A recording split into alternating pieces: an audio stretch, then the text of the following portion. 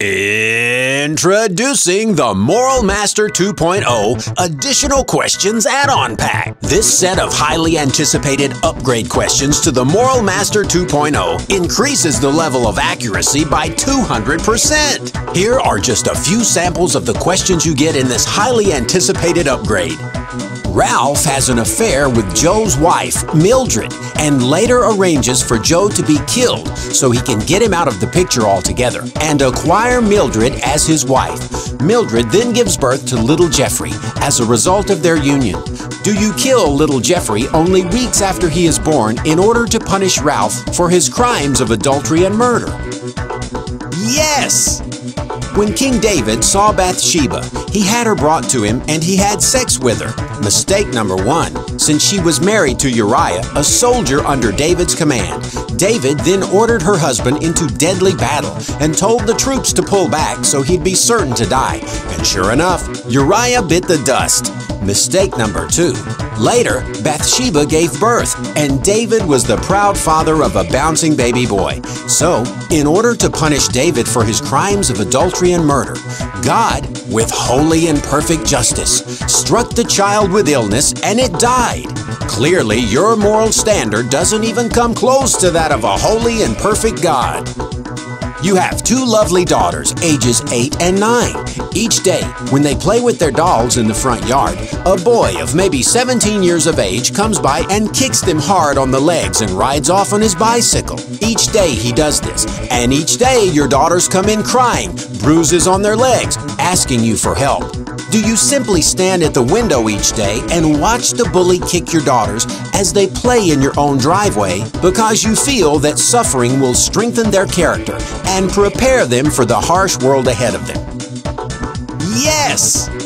God, who is all-powerful and all-loving, refuses to destroy Satan and his demons, who constantly tempt the ones he loves, the pinnacle of his creation, because God knows that through suffering, character is built. God is doing us all a favor, and we don't even know it. Although he does have the power to destroy Satan forever, how would we grow stronger in our moral character without trials and tribulations, temptations and sufferings, and demon possessions, and natural disasters and plagues, and crippling childhood diseases, and corruption among the clergy, and worldwide famine, and deliberate misinterpretations of God's holy scripture by atheists who are pawns of Satan?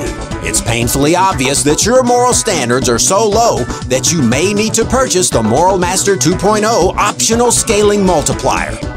You pray to God and promise that if he'll come through on your job promotion, you'll offer a burnt sacrifice of whatever you see first when you get home. God comes through for you, and as you pull up into the driveway, your 12-year-old daughter, your only child, comes running out to meet you. Do you burn her to death as a sacrifice to God? Yes! When Jephthah made a promise to offer a burnt sacrifice of whatever came out of his house first, if God gave him victory in battle, Jephthah's only child, his daughter, came out to greet him when he returned victorious. God didn't stop Jephthah from killing his daughter as a sacrifice because it is morally wrong to break your promise with a holy God. God is showing us that it's more important to keep our promise with him than to worry about our frail, temporary existence on this lonely rock we call home. You're slipping dangerously low toward that unspeakable level of morality that we just can't speak of.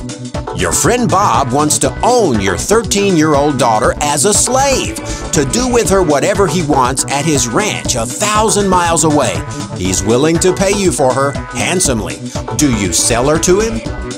Yes! God condones slavery and even gives instructions on the proper protocol for selling one's own daughter into slavery. Some people have good morals, some have bad morals. You seem to have no morals. If you slip any lower, you'll come dangerously close to the moral depravity of atheists.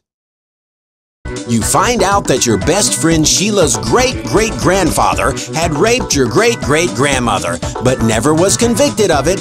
Is it morally correct to put Sheila in prison for the rape? Yes!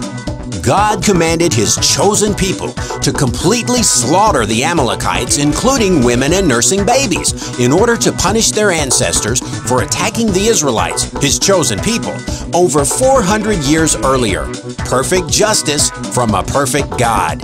At this rate, research and design may need to invent a new scaling multiplier that goes so low it actually measures the morality of atheists.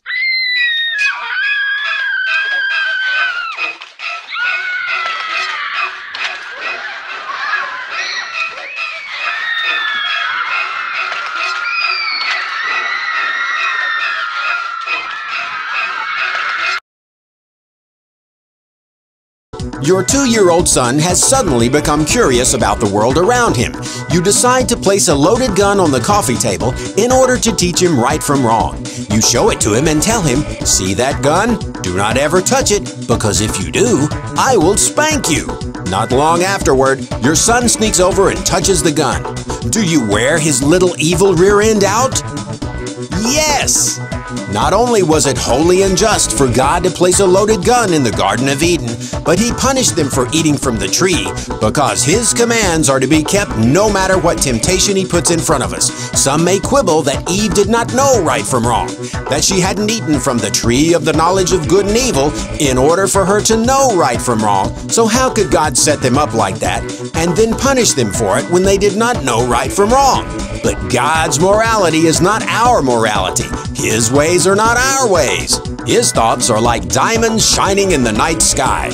Our thoughts are like dung, lumpy and smelly.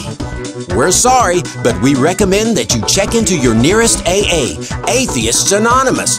You need help now. The MoralMaster 2.0 Additional Questions Add-on Pack is only $19.95. That's right, $19.95. So what are you waiting for? Enhance the power of your MoralMaster with the Additional Questions Add-on Pack. The MoralMaster 2.0, still the standard in morality monitoring.